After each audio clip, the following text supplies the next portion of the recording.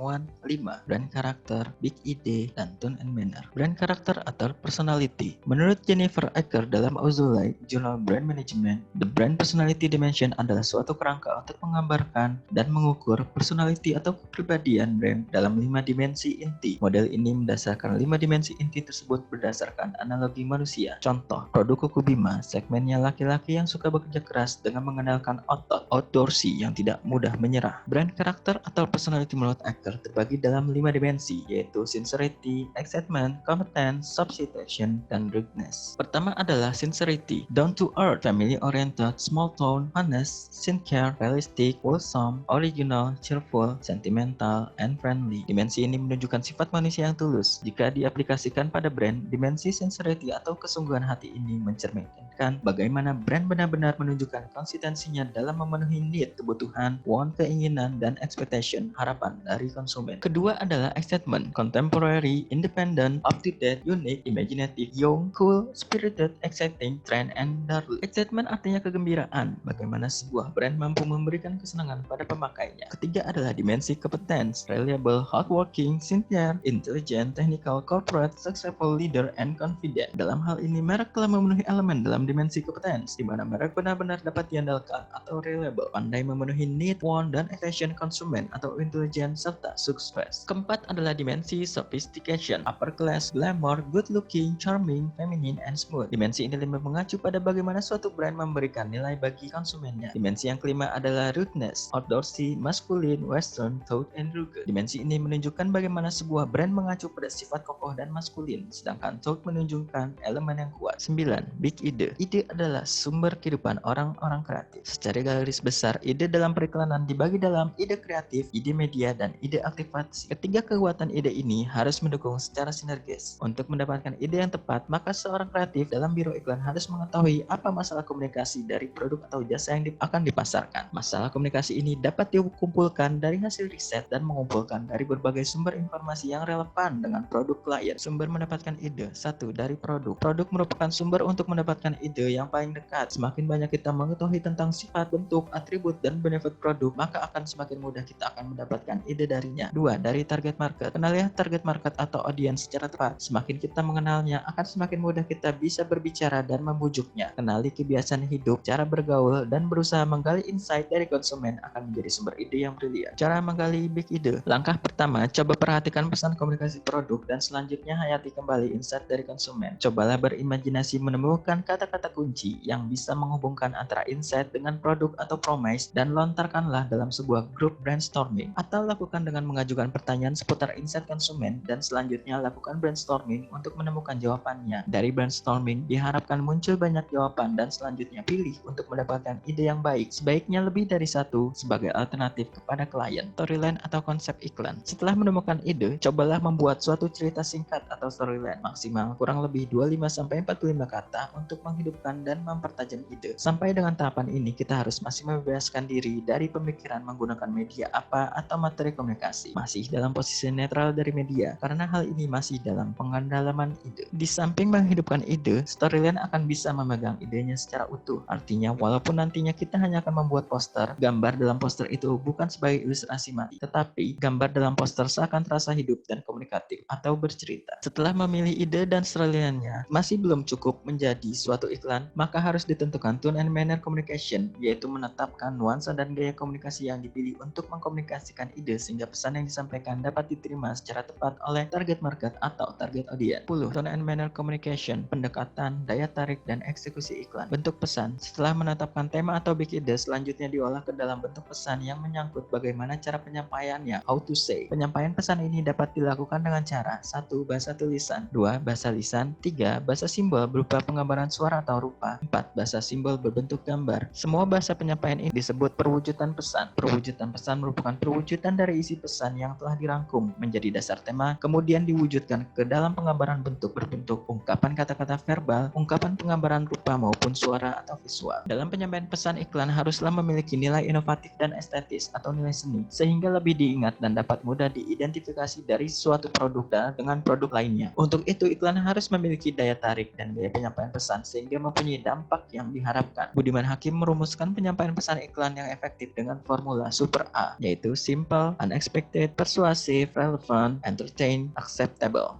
Pesan verbal atau copy-driven ads. Pesan verbal dapat diungkap secara faktual, emosional, logika, rasional, dan sensori. Ungkapan verbal yang merupakan tema sentral suatu iklan dapat diangkat menjadi judul atau headline. Pesan iklan mengandalkan kekuatan teks kata-kata. Pesan visual. Pesan visual atau visualisasi adalah penggambaran dengan bahasa gambar atau huruf. Ungkapan visualisasi visual sebenarnya merupakan penggambaran pesan verbal. Strategi visual ada yang menggunakan istilah penyajian pesan yang meliputi 1. Visualisasi gambar, menjelaskan tentang adegan ilustrasi, corak ilustrasi, pilihan model ilustrasi, teknik ilustrasi, gaya desain, teknik finishing. 2. Visualisasi huruf. 3. Visualisasi warna. Pendekatan pesan iklan. Pendekatan pesan iklan dapat dikelompokkan menjadi 4 kelompok besar, yaitu 1. Kelompok rasional. Pendekatan rasional digunakan untuk mengiklankan produk sesuai logika, masuk akal atau berdasarkan data yang bersifat faktual. Salah satu pendekatan yang paling mendasar adalah menjadikan manfaat produk secara langsung berdasarkan fakta, fokus kepada kebutuhan praktis dan fungsional konsumen, serta alasan menggunakan produk tersebut. 2. Kelompok informasional. Pendekatan ini membutuhkan waktu yang panjang karena bersifat memberi informasi detail tentang produk dan jasa yang ditawarkan. Informasi yang diberikan berdasarkan fakta dan langsung kepada produk. Di televisi sering disebut info komersial dengan melibatkan para pengguna. Selebriti diundang sebagai bintang tamu untuk mencoba produk dan memberikan testimoni. 3. Kelompok emosional atau moral. Pendekatan emosional berhubungan dengan status sosial dan atau kebutuhan psikologis konsumen dalam membeli suatu produk. Pendekatan ini menggunakan pesan emosional dan dirancang di sekitar citra yang diharapkan menyentuh hati, perasaan, dan sikap. Banyak pengiklan percaya bahwa melalui pendekatan emosional sangat efektif untuk mengiklankan produk atau merek yang tidak memiliki perbedaan mencolok dengan pesaing. Ini terjadi karena sangat sulit membandingkan produk secara rasional. 4. Kombinasi. Menggunakan pendekatan rasional dan emosional sekaligus. Pertimbangan penggunaannya karena alasan pembelian konsumen. Keputusan pembelian konsumen seringkali diambil berdasarkan pada motif rasional dan emosional sekaligus. Gaya penyampaian pesan. 1. Menjual langsung atau direct sell. 2. Potongan kehidupan, slice of life. 3. Gaya hidup, life cycle. 4.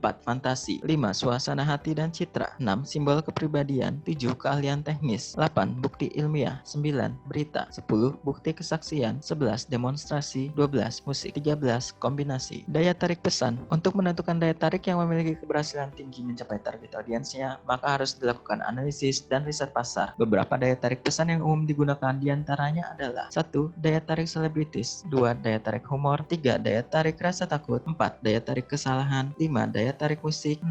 Daya tarik komparatif. 7. Daya tarik positif atau rasional. 8. Daya tarik emosional. 9. Daya tarik seks. 10. Daya tarik kombinasi.